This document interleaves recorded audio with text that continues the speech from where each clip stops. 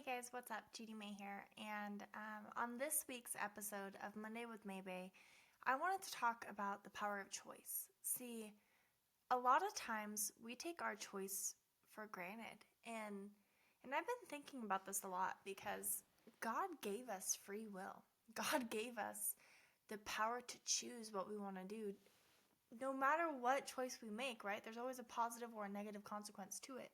And I think so often we take that for granted. We overlook that. We don't even consider what those consequences could be in the time when we're making that choice.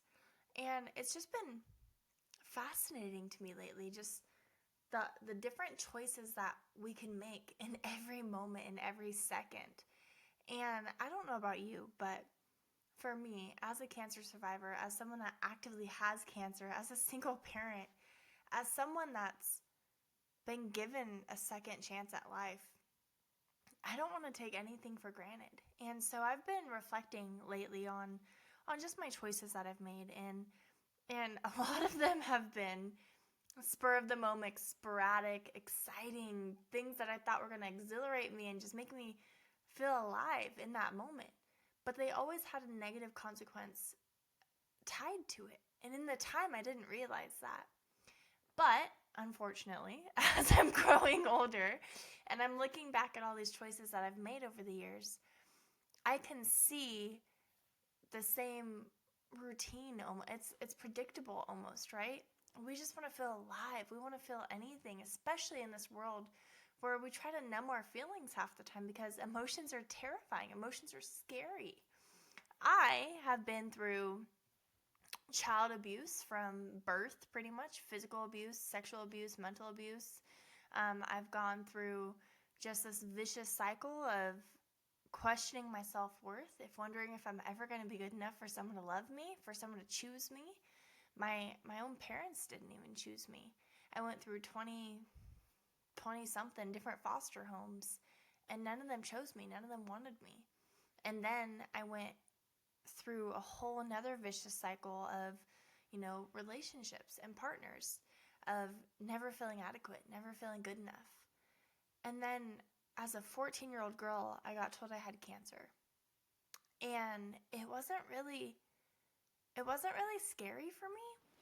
I think the scariest part was probably that I didn't understand the severity of it, but was that I didn't have anyone to share it with. I didn't have anyone to go through it with because of negative consequences from my parents' choices. See, my dad died when I was 12. He was a raging alcoholic. He died of cancer. He was in and out of prison most of my childhood for alcoholism, and he was associated with like a drug, I don't know what they're called, but he was a biker. He was a part of a biker gang, and they dealt with drugs and stuff. And so he was just always in and out of prison. My mom was just a lost cause. She is a heroin addict, and chose, the next high and men over her own kids. And even when my mom came back into my life, when I got a little bit older, I was 9 years old, and she brought me up to Oregon with a guy that she met, and forced me to restart my whole life. And that was a choice that she made.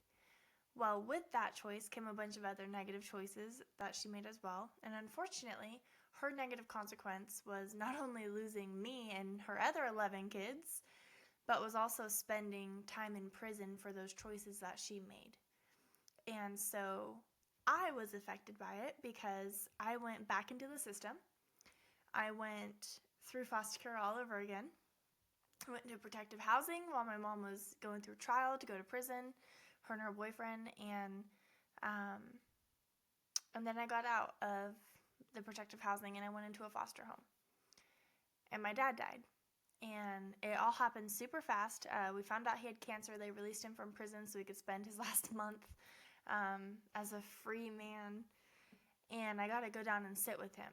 And I just remember, he apologized for all the choices he made in his life. He apologized for not being there enough and just failing as a parent and, trying to make make everything right before he went to meet our Maker.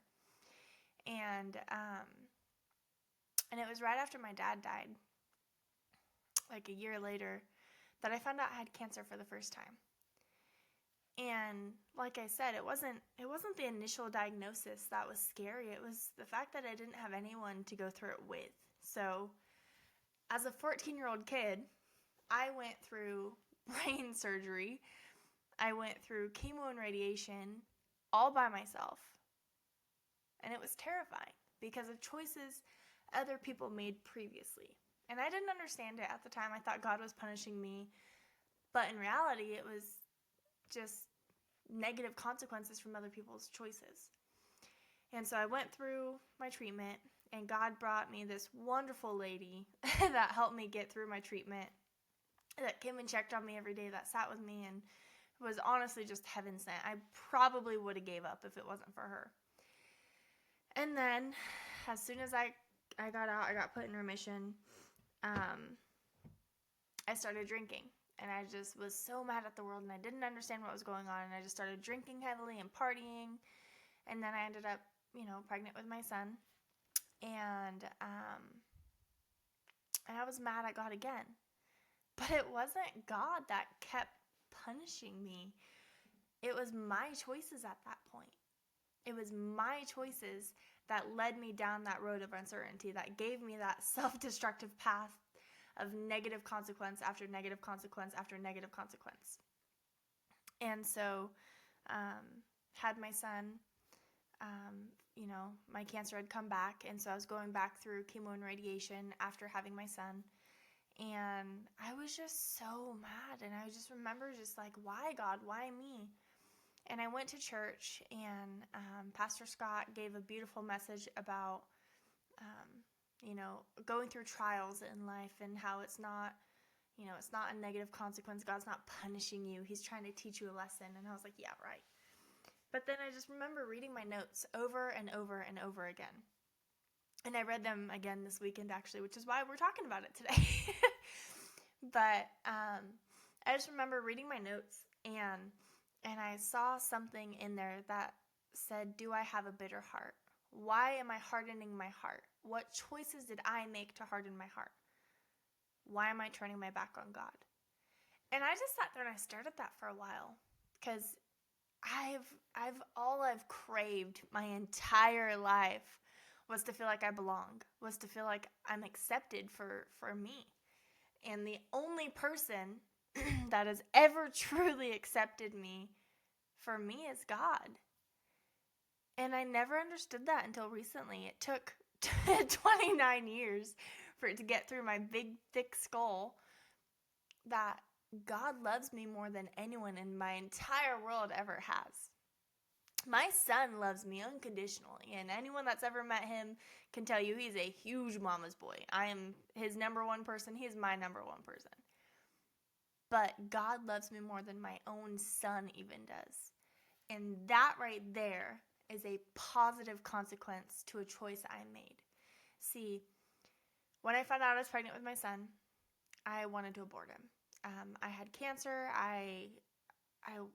The doctors told me my body couldn't handle the pregnancy. Deep down, I was so afraid. I was terrified that I would be like my mom was. But the abortions failed. And I remember God vividly saying to me, you are not your mother. And so I went through with pregnancy, had my son, raised him as a single mom. And every single day I look at my son, it warms my heart to know that he is a positive consequence to a positive choice I made. And there's so much more. Like, I'm looking around my life, I'm looking around everything that I've accomplished. And those are all positive consequences to things that I've chosen to do. Yes, there absolutely has been negative consequences as well. But the majority of my life has been positive consequences, because as soon as I had my son, I turned my life around for the better. I quit partying. I quit being a nimwit. I quit hurting people to try to better myself. Yes, I lived in a scarcity mindset for so long. Yes, I absolutely cheated on partners, manipulated people for my benefit, um, hurt anyone and everyone to try to better myself. But I was also a terrified, scared little girl that was living in a survivor mind. I did anything and everything it took to make sure that I would survive, to make sure that I would progress in life, because I've never been safe. I've never truly felt safe. And now here I am, almost 30. I'm 29 years old. And I'm looking around my life and I can truly say I feel safe. And that is because I changed my heart. See, when I wrote that initial message, why am I hardening my heart? Why am I so bitter towards God? Why am I so mad? I was so mad. I was so mad. I was so hurt. I didn't understand why God wanted me to go through cancer. I didn't understand why I had to go through it again. I didn't understand why my mom didn't want me, why my dad didn't want me. I felt like a huge failure. I felt like I was not good enough for anybody. I felt like I wasn't worthy of love. But the truth is, they weren't deserving of me. And so God removed me from their life because they didn't deserve me in the first place. And sometimes things happen and we don't understand it. We are just like, what is going on, God? Why are you putting me through this? But the reality is, He's not doing it to you, He's doing it for you. And I know right now some of us may be going through things that are just like out of this world, and you think I'm just blowing smoke or I'm just talking crazy talk. But trust me, I've been through so much in life, okay? And I can tell you, looking back today, everything that's happened in my life has happened for me. It has protected me in a sense. It has helped me be able to help other people. See, I'm an advocate for safe families now, and I can go and help other children that have been affected by similar situations that I was affected by. I didn't have anyone as a kid except for that nurse that saved me in that hospital when I was going through my chemo treatments. And now I get to be a safe place for other kids that don't have a support or don't have anybody. I'm an advocate for cancer patients. I speak at seminars about life with cancer, about how I'm blessed with a brain tumor because I get to enjoy the presence of everybody and I get to enjoy each moment so much more, and I don't take anything for granted. I am so grateful to even be here today giving this talk. This podcast wouldn't have started if it wasn't for everything I've gone through. I have been told time and time again how much of an inspiration I am, how I have this beautiful shining light inside me, and how I need to share that light with the world. And finally, I was like, you know what? I'm just going to do this podcast. What's the worst that could happen? And I've met so many incredible people through this podcast that have reached out to me and told me I've saved them from killing themselves. I've saved their family members. I've saved them from being alone. I've saved their faith. I've brought them back to God. Like, I can't tell you how much that warms my heart, all because someone put a choice in my heart. Someone gave me the desire to help other people. And I know it feels like you're going through so much and life is full of negativity and all this stuff is just awful, but it's happening for you. It may not make sense right now. It almost never does. But I can guarantee you 5 years down the road, 10 years down the road, you're going to look back and say, that made me so much stronger. Yes, that was a crummy situation that I was in, but I had the power and I made the choice to keep fighting. And because you keep fighting through this, because you don't give up, you're going to come out so much stronger and you're going to be able to help so many other people because of that. You never know who you impact on a day-to-day basis. You never know when you're at the gym who's looking up to you like, oh my gosh, I want to be like that person one day. I want to be as strong as that person. I want to look like that person.